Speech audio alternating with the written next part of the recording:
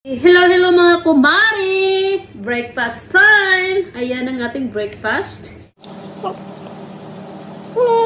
Green tea.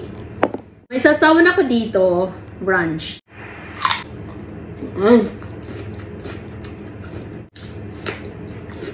Guys, may isi-share ako sa inyo. Nung nasa Pilipinas ako, na-scam ako ng $480. Nung time na yun, nagbubook ako excuse me, tourist guide papuntang Tagaytay, you guys. Tapos, sa online ako nag-book.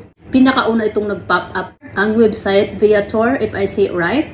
That's the website na unang nag-pop up. Nag-search ako. Per person yung babayaran ko. Tour guide, the whole day na yun na tour sa Tagaytay. Papuntang volcano, sa land. Ganon. Sinabi sa online. It was only like 600 pesos. Sabi ko, wow, very cheap na yung 600 pesos each person, the whole day na yun na tour sa Tagaytay. Sabi ko, wow, very cheap na yun. So, nagano agad ako, 600, so okay na yun, di ba? Pag-click ko doon sa website, doon sa ano ko, sa PayPal, kuha agad $480. Tumawag agad ako doon sa yung website na yun kasi may phone number. Ang sabi, non-refundable. So, parati ko silang kinukulit. I think mga 2 weeks ata, hindi ko talaga nakuha yung pera. Just in case you guys na pumunta kayong Pilipinas at nagbabala kayong mag-vacation, land tours sa Tagaytay, tapos nagsisearch kayo sa online, be careful na wag kayong mag-trust dito sa Viator website kasi yan ang unang mag-pop up kung nag-search para ma-aware tayong lahat, di ba? $480, ang laki na kaya nun, di ba? Saan ba naman yung pupulutin? Walang magbibigay sa'yo ng ganun. After doon, nadalaan ako. Kumuha na ako ng taxi driver, tapos nagpa-drive ako sa Tagaytay. So pagdating doon sa Tagaytay mismo, maraming gustong magtutour sa'yo. So doon ka na lang mamili kung sinong gusto mo. So easy pa, at saka madali lang, di ba? So yan. Yun yung ano ko, bad experience ko nung nagbakasyon ako sa Pilipinas. Mamayang madaling araw, Pasko na doon sa Pilipinas. Ang laki ng strawberry, guys, oh. For like breakfast. Pretty good. Sweet and juicy.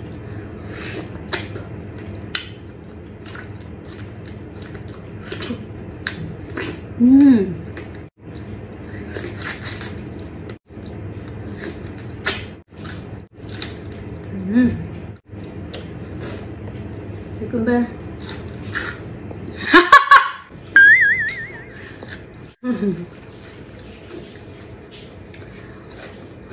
Kita niyo yun?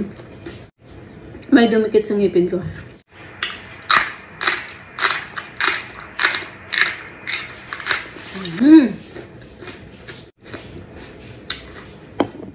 Green tea. Yan. Today is Monday. Later on, I'm going to work out. I know walang nagtatanong. Pero guys, nag-workout ako Monday to Friday. Saturday and Sunday lang hindi ako nag-workout. Just saying.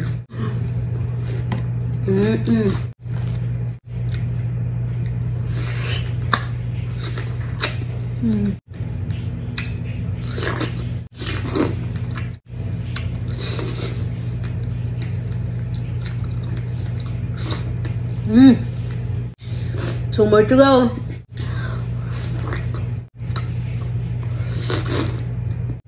Super sweet. Sweet as a sugar cane.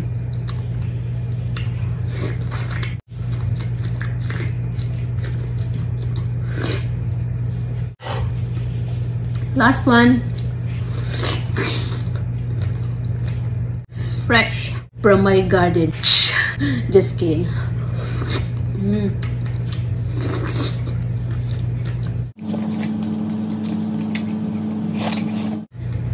Done. Medyo maasim yung huli kong nakain strawberry.